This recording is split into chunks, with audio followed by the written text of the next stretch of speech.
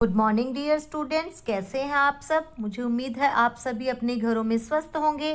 तो आइए आज हम पढ़ेंगे हमारा नव भारती हिंदी पाठमाला का पाठ 17 गुलीवर की यात्रा, जो कि एक यात्रा वृतांत है। तो आइए बच्चों पाठ पढ़े गुलीवर की यात्रा। मेरा नाम गुलीवर है। मैं एक जहाज पर नौकरी करता था। मुझे लंबी लंबी यात्राएं करनी पड़ती थी। एक बार मैं दक्षिणी सागर से पूर्वी द्वीप समूह की ओर जा रहा था कि अचानक हमारा जहाज तूफान में फंस गया और चकनाचूर हो गया। ईश्वर की कृपा से मैं तैरकर किनारे पर आ गया और बहुत थकान के कारण वहीं जमीन पर लेट गया। मुझे गहरी नींद आ गई। जब मेरी नींद खुली तो मैंने अपने आप को पतले पतले धागों से बंधा हुआ पाया। मैं कुछ समझने की कोशिश कर ही रहा था कि कोई चीज मेरे पैरों पर रेंगती मेरी छाती पर आ खड़ी हुई। यह एक मानव आकृति थी जिसकी लंबाई लगभग 8 इंच थी। कुछ देर बाद मैंने पाया कि मेरे शरीर पर उसी तरह के सैकड़ों आदमी चढ़ आए। मैं जोर जोर से चिल्ला उठा, कौन हो तुम? मेरा चिल्लाना सुनकर वे लोग घबरा गए और चीखते चिल्लाते हुए भागे। मैंने उठने की कोशिश की तो कुछ धागे टूट गए। यह देखकर कुछ लोगों ने मुझ पर तीर चलाना शुरू कर दिया। मैंने सोचा चुपचाप लेटे रहना ही अच्छा है। अब उन अद्भुत प्राणियों ने तीर चलाना बंद कर दिया। उनमें से एक थोड़ी दूर ऊंचाई पर खड़े होकर जोर जोर से चिल्लाकर कुछ कहने लगा। मैंने हाथ से इशारा किया तो मुझे उसकी भाषा समझ में नहीं आ रही। फिर मैंने इशारा करके बताया कि मैं भूखा हूँ। उन लोगों ने मेरे मुंह के पास सीढ़ी लगा दी और सैकड़ों लोग टोकरियों में खाने की चीजें ला लाकर मेरे मुंह में डालने लगे। मैंने पानी पीने का इशारा किया तो उन्होंने कई पीपे पानी के मेरे मुंह में उड़ेल दिए। वे लोग बहुत हैरानी से मुझे देख रहे थे और सोच रहे थे कि इसका पेट है या कुआं। खड़खड़ की आवाज सुनकर मेरी नींद खुली तो मैंने आश्चर्य का ठिकाना न रहा कि एक गाड़ी में रखकर मुझे कहीं ले जाया जा रहा था। उन छोटे छोटे लोगों की भीड़ हथियार लेकर मेरे साथ साथ चल रही थी। मैं समझ गया कि मुझे बंदी बना लिया गया है। अब मुझे पता चला कि यह लिलीपुट द्वीप है। वहां के निवासियों की विशाल भीड़ देखने के लिए मुझे उमड़ पड़ी। मेरे पहाड़ जैसे भारी भरकम शरीर को देखकर लोग आश्चर्यचकित थे। लिलीपुट के सभी मकान तो बिल्कुल खिलौने जैसे थे। वहां के राजा मुझे एक पुराने मंदिर में कैद करके रखा। जिस भारी भरकम शरीर को देखकर आश्चर्यचकित थे, उसी तरह मैं भी उनकी छोटी सी दुनिया देखकर हैरान था। एक दिन की बात है, कुछ शरारती लोग मुझ पर तीर चलाने लगे। एक तीर मेरी आंख पर लगा। यह देखकर सिपाहियों ने 6 व्यक्तियों को गिरफ्तार कर मुझे सौंप दिया।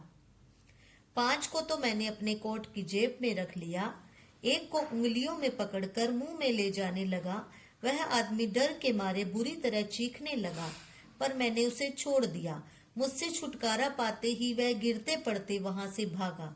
राजा ने जब यह सुना तो उन्होंने मेरी बहुत प्रशंसा की। राज दरबार के कुछ व्यक्ति मेरे खाने पीने के खर्च को देखकर कि इस तरह तो देश में अकाल पड़ जाएगा, वे विशीले तीरों से मेरी हत्या कर देना चाहते थे, परंतु राजा उनकी बातों में नहीं आया। उन्होंने मेरी जिम्मेवारी अपने ऊपर ली और 6 विद्वानों को मुझे वहां की भाषा सीखने के लिए नियुक्त किया। मैंने जल्द ही वहां की भाषा सीख ली। वे लोग मेरे व्यवहार और स्वभाव से बहुत खुश थे। वे निडर होकर मेरे पास आते। एक दिन मैंने राजा से प्रार्थना की कि वे मुझे छोड़ दें। राजा ने मेरी प्रार्थना इस शर्त पर स्वीकार की कि मैं बादशाह के बिना आज्ञा के बिना कहीं न जाऊं और किसी देश के साथ युद्ध छिड़ने पर लिलीपुट वासियों की मदद करूं। कुछ दिनों बाद मुझे खबर मिली कि पड़ोसी देश ब्लेफुस्कू ने एक शक्तिशाली जहाजी बेड़ा बना लिया है और वह लिलीपुट पर चढ़ाई करने का मौका ढूंढ रहा है। शर्त के अनुसार मैंने उन लोगों की मदद करने की योजना बनाई। मैं कुछ रस्सियां और कांटे लेकर ब्लेफुस्कू की खाड़ी की ओर चल दिया। यह खाड़ी उन लोगों के लिए एक महासागर के समान थी, लेकिन मेरे लिए कोई विशेष गहरी न थी। खाड़ी में घुसकर मैंने वहां खड़े सभी जहाजों को कांटे में फंसा लिया और उन्हें खींचता खींचता लिलीपुट की ओर चल दिया। बलेफुस्कू के सैनिकों ने मेरे ऊपर तीरों की बौछार कर दी, लेकिन उनका मेरे ऊपर कोई असर न हुआ, क्योंकि मैंने चमड़े का कोट पहन रखा था और चश्मा लगा रखा था।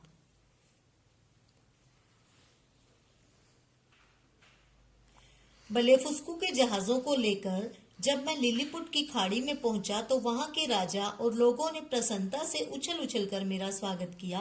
राजा ने मुझे अपने देश की सबसे बड़ी उपाधि से सम्मानित।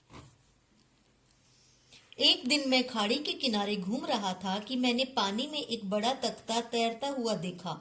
ध्यान से देखने पर पता चला कि वह एक उल्टी हुई नाव थी। उसे देखकर मैं खुशी से नाच उठा। यह नाव मेरी आशाओं की ज्योति थी। कुछ दिनों बाद मैंने राजा से अपने देश लौटने की आज्ञा मांगी। उन्होंने बड़े प्रेम से मुझे विदा किया और बहुत सी भोजन सामग्री मेरे साथ मेरे नाव पर रखवा दी। मार्ग में मुझे मेरे देश का जहाज मिल गया और मैं अपने देश वापस लौट आया। आज भी मैं अपनी उस विचित्र यात्रा को नहीं भूल पाता हूँ। संदेश: हमें जरूरतमंद की मदद करनी चाहिए और मेहमानों का आदर सत्कार करना चाहिए। बच्चों, ये था हमारा पाठ गुलिवर की यात्रा। मुझे उम्मीद है आप सबको गुलिवर की यात्रा बहुत पसंद आई होगी। इस पाठ का अभ्यास कार्य और प्रश्न उत्तर आपको जल्द ही PDF के माध्यम से उपलब्ध करवा दिए जाएंगे। धन्यवाद।